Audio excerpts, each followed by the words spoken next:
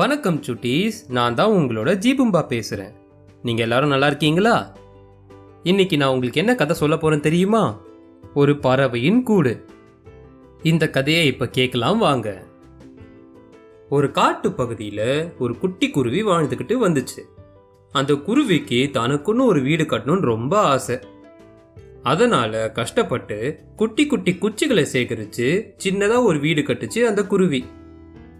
ஆனா அந்த காட்டுல அடிக்கிற வேகமான காத்தால அந்த கூடு சீக்கிரமே உடைஞ்சு போச்சு.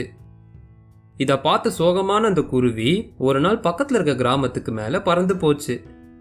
அந்த கிராமத்துல இருக்க மனிதர்களை பார்த்த அந்த குருவி, அடடா, இந்த மனிதர்கள் மட்டும் எப்படி இவ்வளவு அழகா வீடு கட்டுறாங்க அப்படின்னு யோசிச்சுக்கிட்டே அவங்க களிமண்ணை பூசி வீடு கட்டுறத பார்த்துச்சு.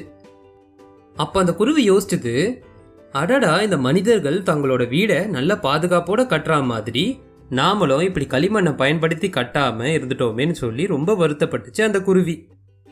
அதுக்கப்புறம் காட்டுக்கு வந்த அந்த குருவி குச்சிகளோட களிமண்ணையும் சேர்த்து புது வீடு ஒன்று கட்டுச்சு. அதுக்கப்புறம் மிகப்பெரிய காத்து அடிச்சப்ப கூட அந்த கூடு கலையாம இருந்துச்சு. அப்ப அந்த குருவி யோசிச்சது, நம்ம இப்படி மனிதர்களை பார்த்து ஒரு புதிய முயற்சி எடுக்கலன்னா நம்மளும் இந்த வீடு கட்டாமலே இருந்திருப்போம், ரொம்ப சோகமாவே இருந்திருப்போம்னு சொல்லி புது வீட்டில் சந்தோஷமா அந்த குருவி வாழ்ந்து வந்துச்சு.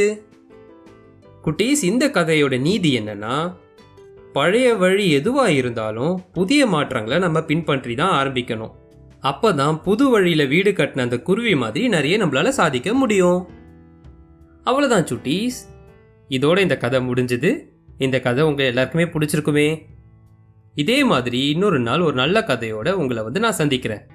அது வரைக்கும் உங்க ஜீபும்பா கிட்ட இருந்து டாடா, பை பாய்.